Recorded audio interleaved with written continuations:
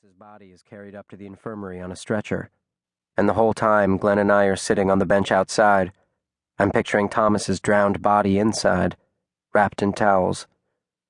Mr. Armstrong, the headmaster, and Dean Mansfield, the disciplinarian, question us out on the porch so that we don't get the infirmary furniture wet.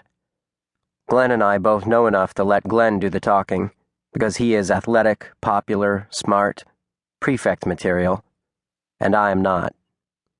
I am what is thought of at Birch as a good, solid kid, one of many. Glenn is thought of as a golden boy, one of a few. Dean Mansfield tosses up question number 1 like a tennis lob, and Golden Boy delivers it neatly back into the dean's court. We told Thomas everything we knew about jumping from the rock, not that we've done it that many times ourselves, but yes, we have done it before, haven't we, Alex? Good, solid kid nods his head, and Golden Boy continues.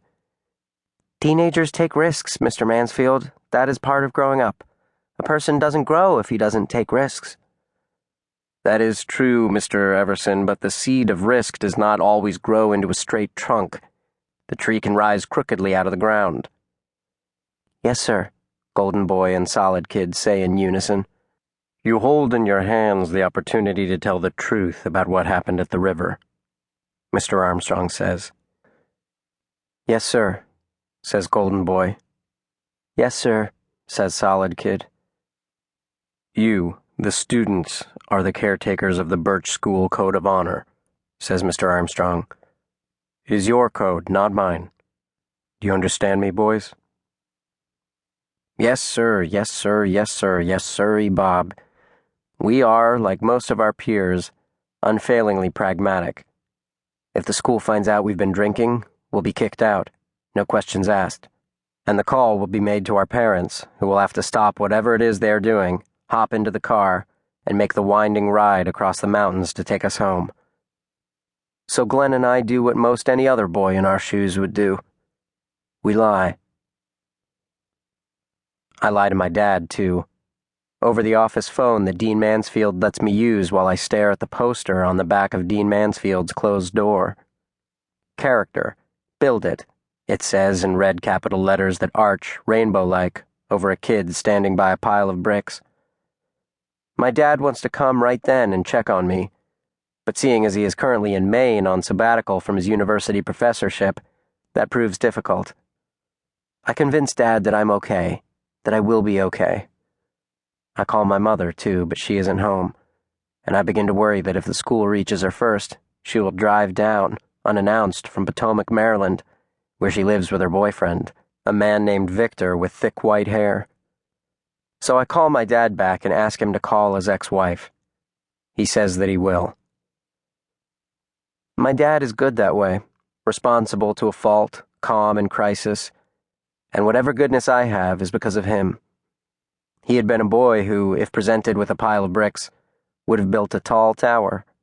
Not a fort, but something that made you thoughtful, that lent you foresight. If someone had given my mother a pile of bricks, she would have thrown them at every window she could find, delighted at the drama of breaking glass. If I were good the way my dad is good, then I wouldn't be filling up these pages. They would be blank, the way they were when I came to Birch. Tabula rasa. They would be clean, the way I used to be. I belong in a janitor's closet, which is where I hide after I change out of my wet clothes and call my dad. As you might expect, the janitor's closet is full of cleaning supplies. I unwrap a roll of paper towels and a spray bottle of I don't know what, spray the I don't know what onto the paper towels, strip down to my boxers, and clean myself, over and over, 16 times, 1 time for every year I have lived. I use up 2 rolls and the whole bottle of spray, and although my skin is burning, I am still not clean. Out, damn spot. I'm running scared. I'm curled into a ball in the dark. I'm as far away from the sky as I could possibly be. Until it has scared you with its endlessness, sky is just sky. These are all landsmen, of weekdays pent up in lath and plaster, tied to counters, nailed to benches,